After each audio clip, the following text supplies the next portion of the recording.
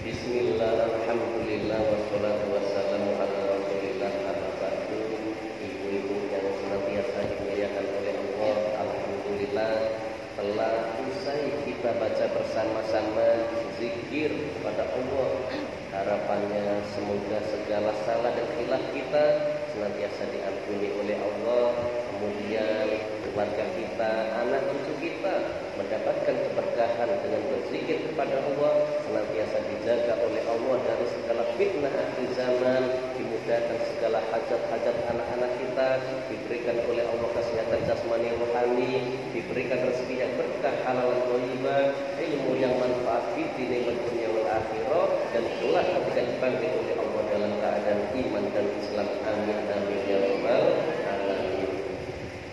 Ibu yang dimuliakan oleh Allah, memasuki tahun ini atau bulan ini adalah salah satu kegembiraan bagi kita semua. Kenapa? Karena dengan bulan inilah dilahirkan sosok yang sangat mulia, tiada lain adalah baginda Rasulullah Muhammad sallallahu alaihi wasallam. Sehingga setiap kali ada momen-momen peringatan hari-hari besar, pasti ada hubungannya dengan Nabi Muhammad. Masuk bulan Muharram. Apa itu Muharram? Yaitu hijrahnya Nabi Muhammad dari Mekah ke Madinah. Ada hubungannya dengan Nabi Muhammad. Hari ini, bulan Rabiul Awal, kita akan melaksanakan sebuah peringatan, yaitu Maulidur Rasul, Maulid Nabi, yaitu ada sosok yang mulia yang dilahirkan adalah Nabi Muhammad sallallahu alaihi wasallam. Menjelang masuk bulan Ramadan, ada peringatan namanya peringatan Isra dan Mi'raj. Perjalanan dari Makkah menuju Palestina, naik ke langit untuk menerima sholat 5 waktu. Tiada lain yang diperjalankan ini adalah baginda Nabi Muhammad. Di pertengahan Ramadan kita juga memperingati acara tepatnya pada 17 Ramadan. Acara apa, Bu? Acara apa? Apa? 17 Ramadan itu kita biasa memperingati peringatan apa? Nuzulul Quran, yang mana sosok yang menerima Al-Quran tiada lain adalah baginda Rasul Muhammad sallallahu alaihi wasallam. Oleh karenanya, untuk melengkapi keberkahan pada majelis kali ini, mari kita lantunkan membaca sholawat kepada baginda Rasul dengan sholawat bil qulub. Mari, Bu. Allahumma sholli ala sayyidina Muhammadin tibil qulubi wa dawaiha wa afiyatil abdani wa shifaiha wa nuril absari wa diyaiha wa ala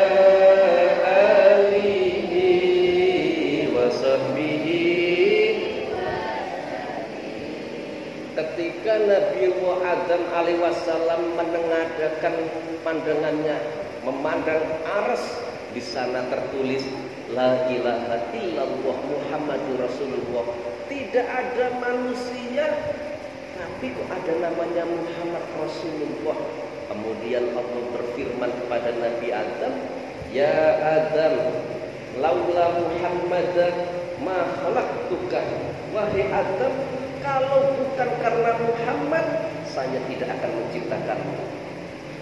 Oleh karenanya, dalam tafsir surat Al-Hammami, surat Yasin, Bu, di situ ada penjelasan. Innallaha ta'ala qara'a surat Yasin wa Toha qabla ayakhluqas samawati wal ardi bi alfi amin. Falamma sami'atul malaikatu qalu tuba liman hamala hadatani suratani. Sesungguhnya Allah Subhanahu wa taala sebelum menciptakan langit dan sekitarnya, sebelum Allah menciptakan bumi dan isinya, selama 2000 tahun ada 2 surat yang senantiasa difirmankan oleh Allah, yaitu surat Yasin dan surat Toha. 2 surat ini senantiasa difirmankan Allah sampai para malaikat semua serentak mengatakan, sungguh bahagia kelak ketika langit dan seisinya sudah diciptakan, bumi dan isinya diciptakan oleh Allah, ada sekelompok manusia yang menerima 2 surat ini. Kita ketahui surat ini tidak diturunkan kepada Nabi Muhammad SAW, bukan kepada Nabi Nuh SAW, tidak kepada Nabi Ibrahim ataupun Nabi Musa, tapi 2 surat ini diturunkan oleh baginda Rasul Muhammad dan dihadiahkan kepada kita umatnya semua. Allahumma sholli ala Muhammad. Artinya apa, Bu? Artinya kenapa 2 surat ini kok senantiasa difirmankan oleh Allah? Di antara jawabannya, karena sesungguhnya Allah itu sangat rindu kepada sosok yang sangat mulia, tiada lain adalah baginda Rasul. Kenapa? Karena yang dibaca surat Yasin, surat Toha, 2 nama ini adalah namanya Nabi Muhammad, sehingga senantiasa disanjung dan difirmankan oleh Allah. Buktinya apa? Buktinya apa? Nama Yasin, nama Toha kok namanya baginda Rasul? Tadi kita sebelum acara kita dengarkan ibu-ibu melantunkan sholawat badar. Coba kita bersama-sama. Sholatullah salamullah ala Toha Rasulillah. Sholatullah salamullah ala Yasin. Tadi ada kalimat ala Toha Rasulillah, ala Yasin Habibillah. Yasin adalah kasih Allah. Ini menunjukkan bahwa Yasin dan Toha adalah nama lain dari nama baginda Rasul Muhammad Sallallahu Alaihi Wasallam. Sekarang Bapak pengen nanya ibu-ibu nih, hafal gak hikayat cerita dari baginda Rasul? Nah, suatu ketika, sebelum cerita Bapak tanya dulu, kakeknya Nabi Muhammad siapa namanya, Bu? Kakeknya kok Abdullah? Siapa? Abdul Muthalib. Abdul Muthalib mempunyai anak laki-laki yang inilah sosok ayah baginda Rasul, namanya adalah Sayyid Abdullah. Sayyid Abdullah itu melakukan akad nikah siang hari setelah zuhur gini. Setelah akad nikah, setelah asar beliau berjalan di sebuah gang, nggak ada orang. Tiba-tiba tangan Sayyid Abdullah itu dipegang oleh seorang perempuan dan ditarik. Beliau kaget, tanya, namanya perempuan itu adalah Fatimah. Fatimah, apa yang kamu lakukan? Kalau kamu menginginkan hal-hal yang dilarang oleh agama, saya tidak akan mau. Tapi kalau kamu pengen menjadi istri saya, coba nanti saya tanya istriku mengizini atau enggak. Setelah pulang, sebelum pulang, baik Abdullah, besok pagi saya tunggu di tempat ini. Beliau pulang malam karena pengantin baru tidur bareng, mandi, setelah itu menceritakan, siapa istrinya Sayyid Abdullah, siapa namanya, Bu? Siti Aminah. Kemarin ada cerita gini-gini. Walhasil diizini nggak umpama saya nikah dengan Fatimah? Dijawab oleh beliau, Sayyidah Aminah, abang, kalau abang nikah dengan dia kok ridho, saya pun ikut ridho. Ya udah, saya pengen datangi dia pagi-pagi di tempat yang sama. Beliau di tempat yang sama jumpa dengan Fatimah, mengatakan, Fatimah, istriku mengizini saya nikah dengan kamu. Fatimah ini bengong memandang wajah Sayyid Abdullah, lalu mengatakan, saya tidak mau nikah denganmu. Kaget, kok bisa berbeda ya? Fatimah mengatakan, dulu hingga kemarin saya kalau memandangmu begitu menakjubkan, mengagumkan, wajahmu itu penuh dengan sinar. hari ini wajahmu wahai Abdullah kok sama dengan pemuda-pemuda pada lainnya, saya tidak mau menikah denganmu. Kemudian wanita ini pulang. Kenapa Bu kok bisa seperti ini kejadiannya? Kenapa? Karena pada malam hari ketika beliau tidur dengan Sayyidah Aminah, nur cahaya yang sebegitu menempel kemudian sudah pindah di perutnya sang istri, sehingga wajahnya berbeda. Nah, Nabi Muhammad lahir pada tanggal berapa Bu? 11 Rabiul Awal. Walhasil beliau lahir dalam keadaan yatim. Kemudian pada usia berapa Nabi Muhammad menjadi yatim piatu? Yatim piatu pada usia berapa? 6 tahun menjadi yatim piatu. Diasuh oleh kakeknya yang bernama Abdul Muthalib. Dalam jangka 2 tahun, tepatnya beliau berusia 8 tahun, sang kakek pun dipanggil oleh Allah. Kemudian dengan perjalanan sang Nabi ini diasuh oleh pamannya. Bernama siapa pamannya Bu? Abu Thalib. Diasuh sampai lama, melihat Abu Thalib itu hartanya gak begitu banyak, tapi anak-anaknya banyak, gak tega. Sehingga beliau mengikuti untuk dagang ini itu, membantu paman mengembala kambing dan lain-lain. Sampai pada usia 22 tahun itulah beliau bekerja kepada saudagar kaya perempuan yang sangat mulia bernama siapa? Yang ini akan menjadi istrinya siapa? Siti Khadijah. Ketika dalam perjalanan bekerja 2 tahun, Khadijah itu menaruh hati. Sampai ada kawannya Khadijah itu, kawan dekatnya sama-sama perempuan. Khadijah, saya tahu kamu pasti lagi jatuh cinta. Wajahmu berminggu-minggu ini berbeda dengan pada umumnya. Beliau pun mengatakan, betul saya ini lagi jatuh cinta, tapi sama pemuda itu gimana ini? Ya udah, coba saya tanyakan ke Muhammad yang masih muda itu. Kemudian sang wanita ini datang kepada Nabi Muhammad. Muhammad, kamu kan sudah remaja nih, usianya sudah 23, menginjak 24. Kenapa enggak nikah? Jawabannya Nabi Muhammad, apakah ada wanita yang mau nikah dengan saya? Bayangan itu sangat rendah hati beliau. Kalau gitu insya Allah ada ya, kapan-kapan saya hubungi lagi Muhammad. Setelah itu Nabi Muhammad pulang. Dalam perjalanan pulang, Nabi Muhammad dihadang oleh seorang nenek yang sudah tua. Nenek ini bisa meramal. Didatangi Muhammad, dihadang beliau.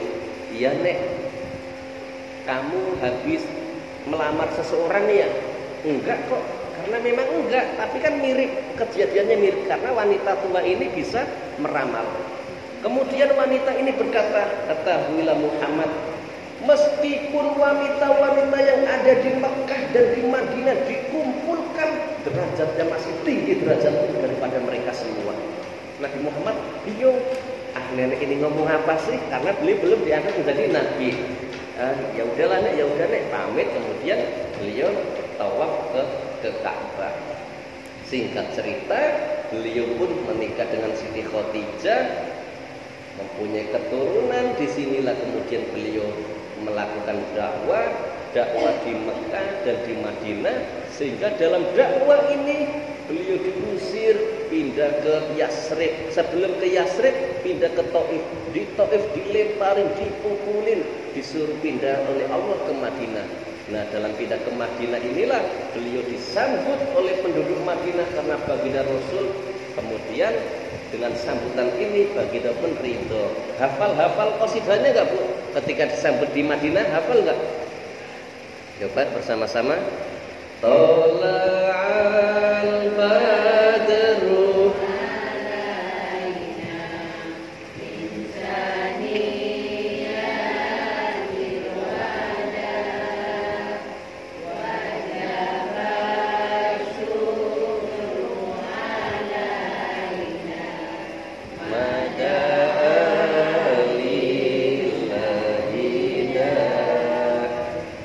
Beliau disambut. Walhasil singkat cerita, Islam berkembang sangat pesat Di tengah-tengah itu terjadi gaduh. Orang kafir Quraisy yang ada di Mekah itu melakukan kejahatan, sehingga Nabi Muhammad terpaksa menggerakkan semua orang Islam dari Madinah menuju ke Makkah. Jumlahnya berpuluh-puluh ribu. Sampai orang kafir yang di Makkah itu mengatakan, aduh, Muhammad datang membawa pasukan yang sangat banyak, sedangkan jumlah kita itu sedikit. Kayaknya usia kita nggak lama, pasti akan dihabisi oleh Muhammad dan kawan-kawannya. Tiba-tiba dalam perjalanan sang sahabat satu berbicara gini, al-yaumu yaumu malhama. Hari ini adalah hari balas dendam. Dulu siapa yang pernah mengusir saya, menginjak-injak perut saya dan keluarga saya cari orangnya, saya akan balas dendam. Mendengar ucapan ini, baginda Rasul di sampingnya mengatakan, la al-yaumu yaumu marhamah. Bukan, namun hari ini adalah hari kasih sayang. Siapapun di antara kalian dulu yang pernah mendolimi saya, yang pernah memukul, mengusir keluarga sampai membunuh sahabat saya, tanpa terkecuali semuanya saya maafkan. Begitulah akhlak baginda Rasul, semuanya dimaafkan, sehingga mereka pun terbuka hatinya, beramai-ramai mengutarakan dua kalimat syahadat, sehingga semuanya masuk Islam. Karena apa? Karena akhlak baginda Rasul Muhammad sallallahu alaihi wasallam. Ibu-ibu yang dimuliakan oleh Allah, ketika baginda Rasul sudah dipanggil oleh Allah, ada satu sahabat yang sangat mencintai baginda Rasul melebihi dirinya pribadi, adalah Sayyidina Abu Bakar As-Siddiq. Merasa kehilangan, kemudian beliau bertanya kepada putrinya, siapa bu nama putri Sayyidina Abu Bakar? Siti Aminah. Siti Aisyah. Wahai Aisyah putriku, engkau juga adalah istri baginda Rasul. Dalam pagi, siang, sore, bahkan malam engkau senantiasa bersama Rasul. Tolong ceritakan kepada saya sekelumit daripada akhlak baginda Rasul. Beliau Siti Aisyah mengatakan, wahai Abah, ketahuilah wa kana khuluquhul Quran. Akhlaknya baginda Rasul yang ada di Al-Quran itu, ketika Al-Quran memerintahkan, beliaulah pertama kali yang melakukan. Ketika Al-Quran ada perintah larangan, beliau pasti tidak akan mendekatinya. Namun wahai ayah, kebiasaan Rasul itu di pagi-pagi senantiasa mengambil piring kecil diisi sebuah kurma. Beliau berikan kepada seorang pengemis yang ada di simpang pasar sana. Pengemis ini sudah tua dan matanya buta, karena bagi Sayyidina Abu Bakar As-Siddiq ittiba, mengikuti jejak-jejak yang dilakukan baginda Rasul. Pagi hari mengambil mangkok, mengambil piring, dimasukin kurma, menuju ke tempat yang sama. Ternyata betul, tidak lama datanglah pengemis itu. Ana ja'i, saya lapar, adakah makanan yang diberikan kepada saya pagi hari ini? Sayyidina Abu Bakar mendekat, alhamdulillah.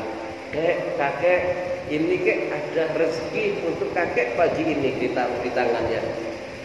Kakek ini meskipun sudah tua, matanya buta, dengan membawa tongkat mengatakan, wahai anakku, saya yakin engkau itu bukan orang yang seperti biasa memberikan makanan ini kepada saya, karena orang itu tidak pernah menaruh di tangan, melainkan disuapi ke mulut saya satu persatu sehingga saya kenyang. Kemudian beliau ngikutin, setelah disuapin, Sayyidina Abu Bakar pun izin, saya izin ya, mau ada aktivitas lagi. Ketika beliau membalikkan badan, tiba-tiba tangan beliau dipegang erat-erat oleh kakek ini dengan mengatakan, anakku, suatu ketika, kapan saja, di mana saja kok ada orang mengaku namanya itu Muhammad, dia ngaku menjadi nabi dan rasul, ketahuilah Muhammad itu orang gila, dia penyihir, dia pendusta. Sayyidina Abu Bakar mendengar itu gemetar, ya Allah, bagaimana bisa setiap pagi Nabi memberikan kepada mereka, ketika hendak pulang dicaci maki ini itu, tapi Nabi mengatakan, Allahumma hdi qaumi fa innahum la ya'lamun. Allah berikanlah hidayah kepada pada umat saya karena dia sesungguhnya tidak mengerti. Abu Bakar mengatakan, kakek, betul bahwa saya itu bukan orang yang seperti yang memberikan itu. Orang itu sudah meninggal dan orang itu tiada lain adalah Muhammad yang selama ini engkau caci maki. Mendengar kalimat itu sang kakek pun gemetar dan dibukakan hatinya, kemudian bisa mengucapkan dua kalimat syahadat. Itulah sekelumit akhlak baginda Rasul yang hendaknya kita teladani dalam kehidupan sehari-hari. Ibu-ibu yang dimuliakan oleh Allah.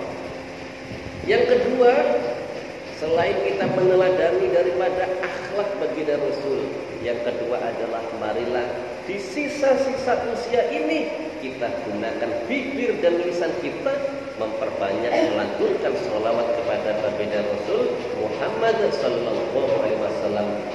Dalam sabdanya baginda mengatakan, man sholla alayya wahidatan sallallahu alaihi wasallam. Barang siapa melantunkan sholawat sekali saja, saat itu juga Allah menurunkan rahmatnya sebanyak 10 kali. Kita baca sallallahu alaihi Muhammad, Allah menurunkan rahmatnya 10 kali. Baca 2 menjadi 20 dan seterusnya. Itulah keberkahan dengan kita memperbanyak baca sholawat. Suatu ketika malaikat Jibril turun menginformasi pada Rasul, Nabi, di seberang sana di sebuah desa ada pemuda yang meninggal. Pemuda ini kerjaan hidupnya sederhana. Orang-orang mencemooh, pemuda gak ada kerjanya, gak kasihan kepada orang tuanya, membebani dan lain sebagainya. Dia cemooh, gak ada yang merawat jasadnya. Tapi pemuda ini di hadapan Allah adalah orang yang mulia. Kenapa? Karena dalam tiada orang yang tahu bibirnya senantiasa digunakan membaca lantunan sholawat kepada Rasul. Didatanginya pemuda ini, kemudian dimandikan. Yang mandikan adalah baginda Rasul. Dikafani, sholat sampai dikuburkan melalui tangan baginda Rasul. Kenapa? Di hadapan orang lain kelihatannya orang ini gak ada manfaatnya, tapi di sisi Allah pemuda ini menjadi pemuda yang mulia lantaran bibirnya istiqomah memperbanyak melantunkan sholawat kepada baginda Rasul Muhammad sallallahu alaihi wasallam. Mari sejenak kita baca sholawat kepada Nabi. Sholawat apa bu yang biasa ibu baca tadi? Sholawat Jibril. Monggo bareng-bareng. Sallallahu ala Muhammad, sallallahu alaihi wasallam, sallallahu ala Muhammad, sallallahu alaihi wasallam. Ya Allah, kami yang berkumpul di tempat ini, di masjid yang Engkau muliakan, ya Allah, kita mulai dengan membaca zikir kepadamu, kemudian kita melantunkan selawat-selawat kepada hamba-Mu yang mulia, ya Allah. Karena kemuliaan baginda Rasul, maka muliakanlah kami, keluarga, anak-anak kami, ya Allah, menjadi puji dan akhirat, ya Allah. Ya Allah, kami titipkan keluarga kami, anak-anak kami, ya Allah, kepadamu. Jagalah anak-anak kami dari hal-hal yang tidak diinginkan, ya Allah. Berkahi hidupnya, rezekinya, sehingga kelak ia menjadi hamba-hamba yang soleh-solihah. Rabbana zalamna anfusana wa illam taghfir lana wa tarhamna lanakunanna minal khasirin. Rabbana atina fid dunya hasanah wa fil akhirati hasanah wa qina adzabannar. Subhana rabbika rabbil izzati amma yasifun wa salamun alal mursalin walhamdulillahi rabbil alamin. Taqabbalallahu minkum wallahu muwaffiq ila aqwamit thoriq. Assalamualaikum warahmatullahi wabarakatuh.